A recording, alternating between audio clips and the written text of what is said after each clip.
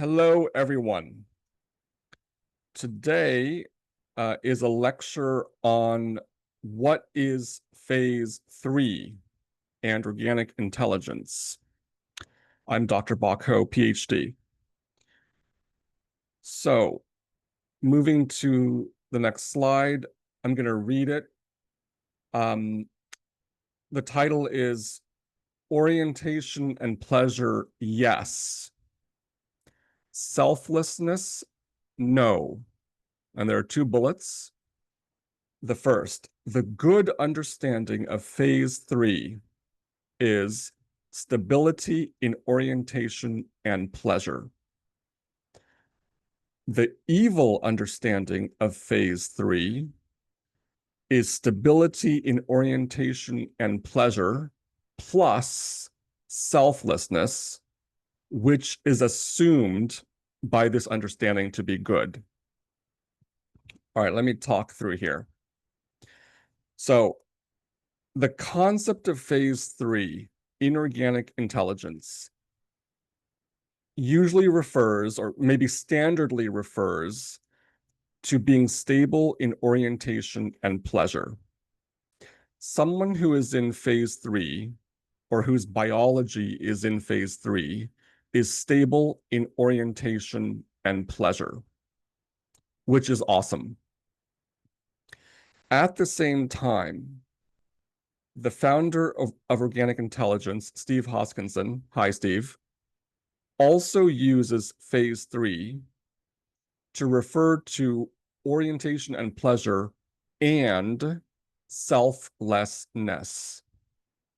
He sometimes claims or suggests that attainment of stability in orientation coincides with, or even is, or involves attainment of selflessness, which he regards as a moral ideal. So you may find two ways phase 3 is understood. One way, probably the most frequent, is that it refers to stability in orientation and pleasure. The second way is that it refers to a both and of stability in orientation and pleasure and selflessness, which is assumed by the understanding to be good. The first understanding of phase 3 makes sense to the extent that the concept of phase 3 refers just to stability in orientation and pleasure. It makes sense. Now, why even have the concept phase 3? How important is it to have that concept? Does it help you live your life? Are separate questions worthy of thinking about, but at least the concept makes sense and refers to a very positive thing: stability in orientation and pleasure. The second understanding of phase 3, the combo of orientation and pleasure with selflessness, is unjustifiable, irrational, dangerous, and rests on a wrong view of moral goodness, the wrong view that selflessness is good. On this understanding, phase 3 is not a valid concept, and using it is wrong, dangerous, unjustified, and irrational. So change your mind, Steve. I'll first present the understanding of phase 3 that makes sense: stability in orientation and pleasure.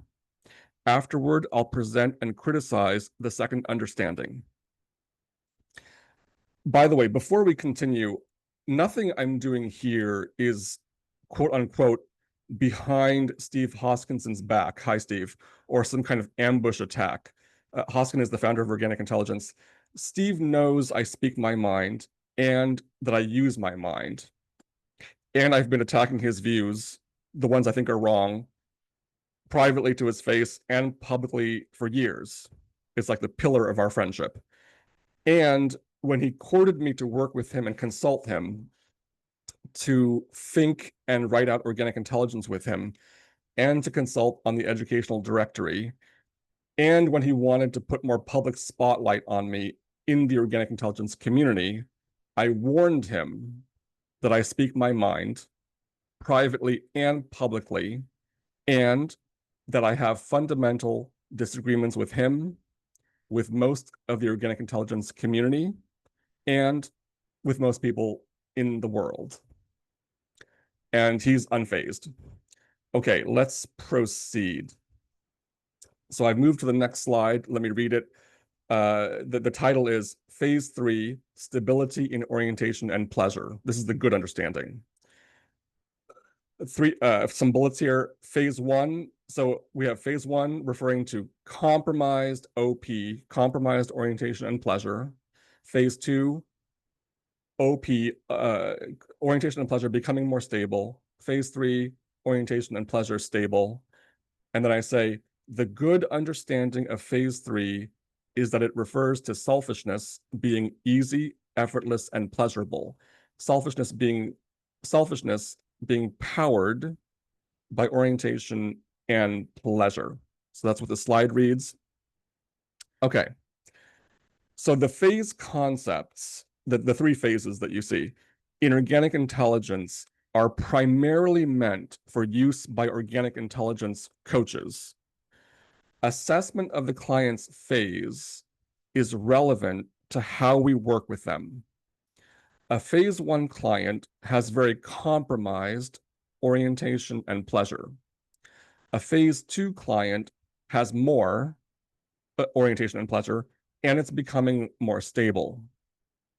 A phase 3 client is stable in orientation and pleasure. Phase 3 clients are rare. One reason for this is that people generally don't seek support when they're happy. But quick side note, actually, it's when you're happy that we can especially deepen orientation and pleasure, but selling OI to people who aren't suffering is harder. Okay, continuing. So let's say a client says, I'm super excited. I just got a windfall and I'm going to use it to open a tabletop gaming store, say. Now, how I proceed and interact with my client depends on their phase. If they're in phase 1, I may suspect they're headed for disaster, or at least for keeping their capacity stuck. If they're bordering phase 1 and 2, I will wonder if the store is a pathway to keeping capacity stuck or to growing it. If they're in phase 3, I'm probably excited without reservation and along for the ride, confident that whatever happens will grow their capacity. Okay, so let's look at the phases in a little bit more detail. This will be just a very small amount of detail. So phase 1, compromised orientation and pleasure. Phase 1 is I'm miserable or not particularly happy, and nothing's improving my capacity for persisting enjoyment. Maybe I'm super successful, action-oriented, and continually expanding my success, or maybe I'm non-functional, immobilized, no will or energy to get out of bed, shower, brush teeth. Or maybe I swing between mobility and immobility. Whatever the case, my capacity for enjoyment is not increasing. That's phase 1, compromised pleasure, because of compromised orientation. My attention is hostaged by, controlled by unpleasant interior intensity, which keeps perpetuating itself. If my attention could break free of the pull of the interior, I'm more likely to discover choices in the direction of increasing capacity. So that's phase 1, compromised orientation and pleasure. Now let's say I work with an organic intelligence coach who reinforces subtle moments of orientation and pleasure that arise in me, And over time, enough orientation and pleasure has been reinforced that I can now more reliably act in my self-interest. Now I'm moving into phase two. Oh, okay, so this is what it's like to be oriented and feel pleasure that's not mixed up with pain and pain relief. Okay, I can practice more of this and use orientation and pleasure as a compass for life choices. If I'm the super successful and miserable one, now I can, for example, cut down on my work hours and pursue a hobby because I'm not miserable in trying to do so. I actually enjoy it. Or not cut down on hours or even increase my hours because now I can enjoy. If I'm non-functional, now I can pay attention to orientation and pleasure, which give me enough energy to shower and look for work. Whereas before, that would not have been possible. Or it would have been possible, but I would just swing back to immobility because the orientation and pleasure weren't stable enough. Now, let's say I continue practicing orientation and pleasure and continue getting it reinforced in session, such that now acting in self-interest is not only more reliable, but also effortless and pleasurable. Now I'm in phase three. Earlier, I had enough orientation and enough pleasure, enough reduction of suffering to enable more reliable acting in my self-interest. Now it's easy and pleasurable. Confronting someone about something, say, which I used to dread, is now easy. So there's some detail on the three phases, which again are primarily intended for coaches to think about. In living your life, I don't see much motivation for thinking about the phases. What's important is orientation and pleasure. If you're miserable, whether high functioning or barely functioning, the job is orientation and pleasure. Noticing it when it arises, to whatever extent it arises, and practicing it to whatever extent you can. If you're getting life together and acting reliably in your self-interest, the job is still orientation and pleasure. If you're together, life is happy, easy, flowy, effortless, continually expanding in pleasure, the job is still orientation and pleasure. So that's one understanding of phase three, the one that makes sense. Stability in orientation and pleasure. Now let's get to the evil understanding, the one that should be rejected. So next slide, the title is The Evil Element of Phase 3, Selflessness. The evil understanding of phase 3 is the one that includes selflessness. So I hold that selflessness is evil. Telling someone that it is morally good to sacrifice their happiness, their well-being, is evil. Telling someone that it is morally good to place others above oneself is evil. Selflessness should be rejected as evil.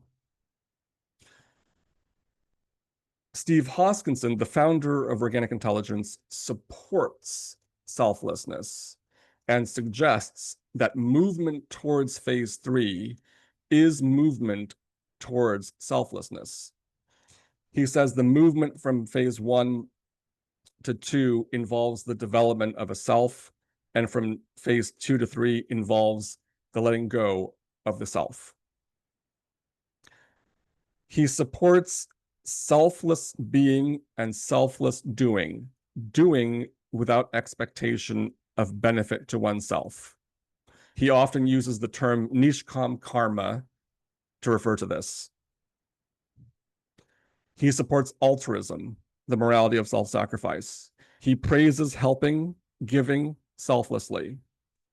He speaks positively of Jesus Christ for condemning profit chasers, money lenders, and businessmen in, in whatever temple that was. He upholds caring about other people just as much as you care about yourself.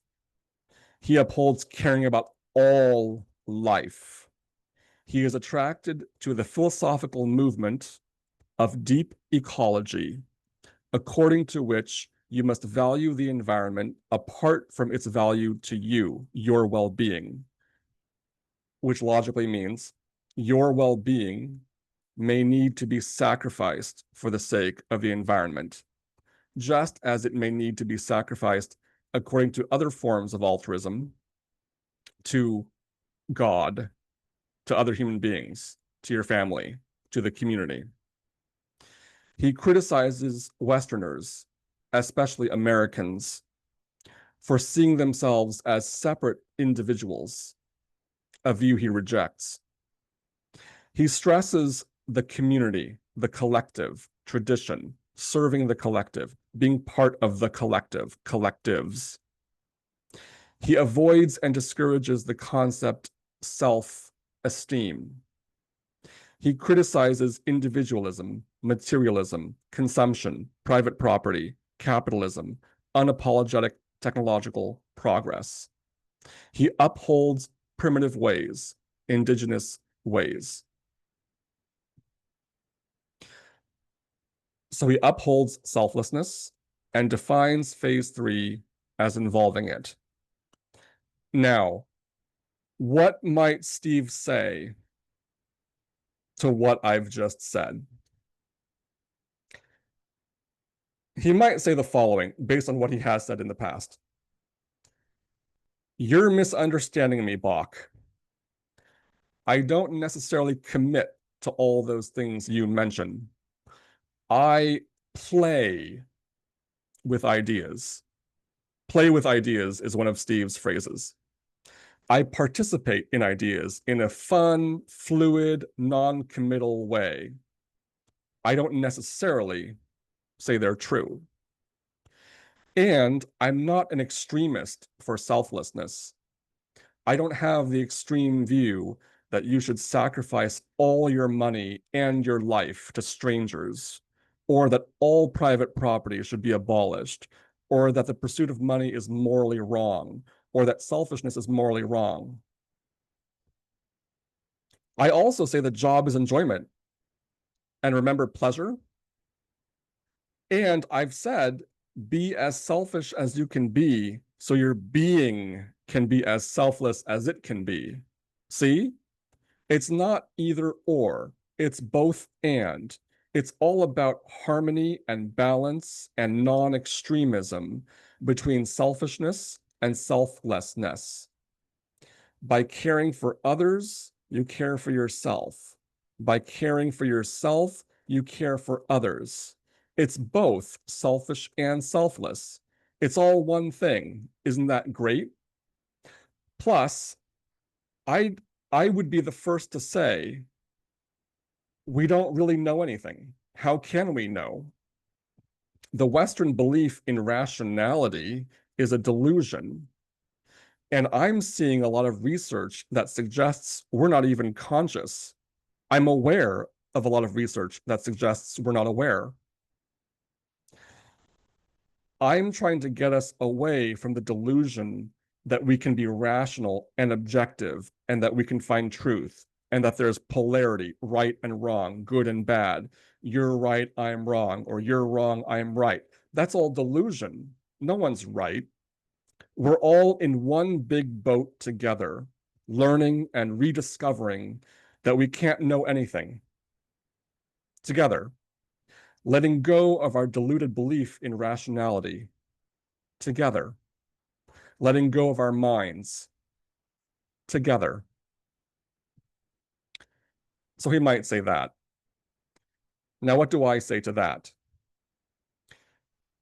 This reply, let go of the mind, is an even deeper advocacy of selflessness. The root part of selflessness and the most evil part. The letting go of the self, dissolution of the self, involves letting go of the mind, dissolution of the mind. And this is utterly evil. It is evil to let go of the mind because it is selfless to do so. Your mind, as Ayn Rand called it, is your basic tool of survival, your means to acquiring knowledge, and your protection against people who will try to manipulate you.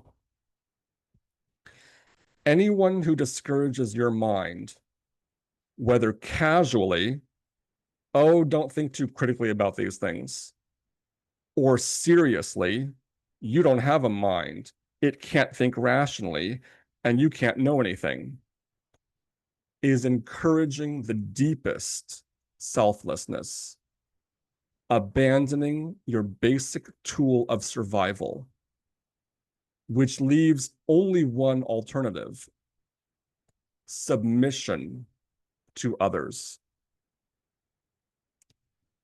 All right, summarizing this lecture,